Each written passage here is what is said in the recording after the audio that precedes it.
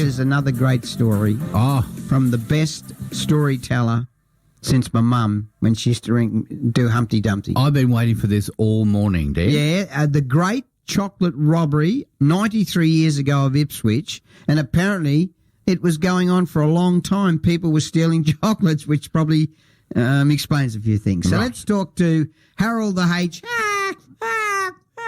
Peacock. How are you, Harold? Oh, well, thanks, Danny. Yeah, happy Easter, and hope you get plenty of chocolate this weekend. Well, I'm not stealing it, that's for sure.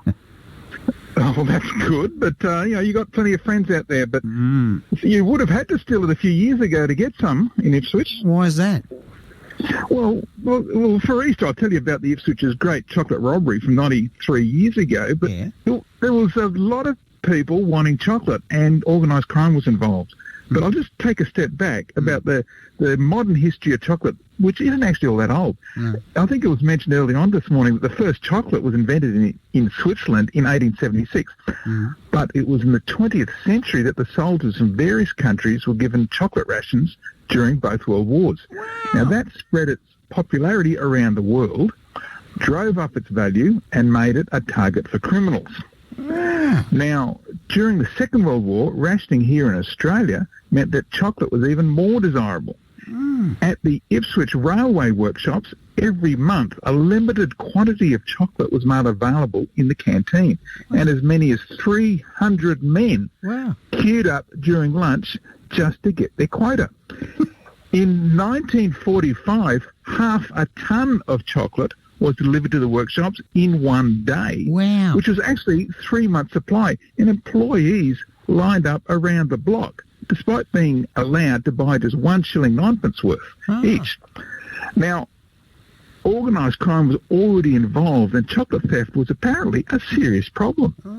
In 1938, a gang of chocolate thieves was rounded up after extensive investigations by the Ipswich police. The 18-year-old milk hand, Morris Roach, was the ringleader. One of the charges was that he stole condensed milk and chocolates valued at £4 from a shop in Bell Street owned by Arthur Johnson. Now, Arthur's brother was William Johnson, who was the founder of 4OP radio station. Get out!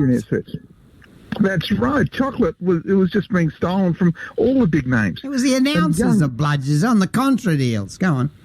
Yeah, well, a young Roach was fined a total of £10, 10 shillings, or in default several months imprisonment for the chocolate theft.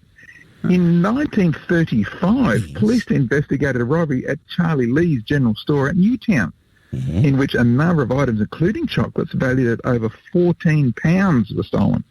Now, no arrests were made, and the case remains unsolved to this day, Danny. So you got to get your guys at Channel 9 onto that Channel 9. But now, Ipswich's Great Chocolate Robbery came on Wednesday, the 3rd of July, 1929, just before the onset of the Depression. Now, it was investigated by a huge number of police, led by plainclothes constable Alfred Mayers. He'd earlier investigated like a high-profile murder out at Harlan, and following his good work in this chocolate heist, he was promoted to the CIB in Brisbane. Now, the 27-year-old jockey, Tom Murphy, and 27-year-old canvasser Bill Thomas both pleaded not guilty to the charge that they stole a glass of chocolates valued at 10 shillings from Londy's Cafe on Brisbane Street. Now, the shop's owner, Harry Londy, whose real name was Haralambus Leondarakis, identified the jar of chocolate. Constable Mayers arrested Murphy after a number of policemen pounced on him in the streets of Ipswich and led him off in handcuffs. Now, based on the number of police involved, this was one of the crimes of the year in Ipswich, even though the jar of chocolate was just 10 shillings worth. Now, both defendants were convicted and fined £5 or a month's imprisonment. Now, incidentally, Danny, you might find this interesting. One of the witnesses was Doug Boatwright from West Ipswich. Dougie's first wife shot through after they spent just one weekend together. and then his 19-year-old second wife ran off with an 80-year-old. So it's speculated that maybe Doug just didn't give either of them enough chocolates because of the theft.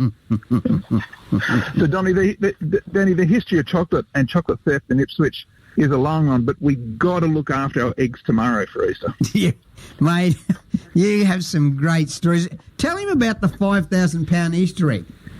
Yeah, 5,000 yeah. It's the largest Easter egg in the world. It measures 18 feet wide and 31 feet tall, and it lives in Alberta, Canada. It's big. It's a big egg. Now, listen, great stories, mate. Again, great research, great stories, and he's the best. HistoryOutThere.com. You'll find that story up tomorrow. And get on there. And I want everyone to start doing the on Facebook, HistoryOutThere.com. Have a great Easter, and we'll talk next week. Harold the H. Peacock.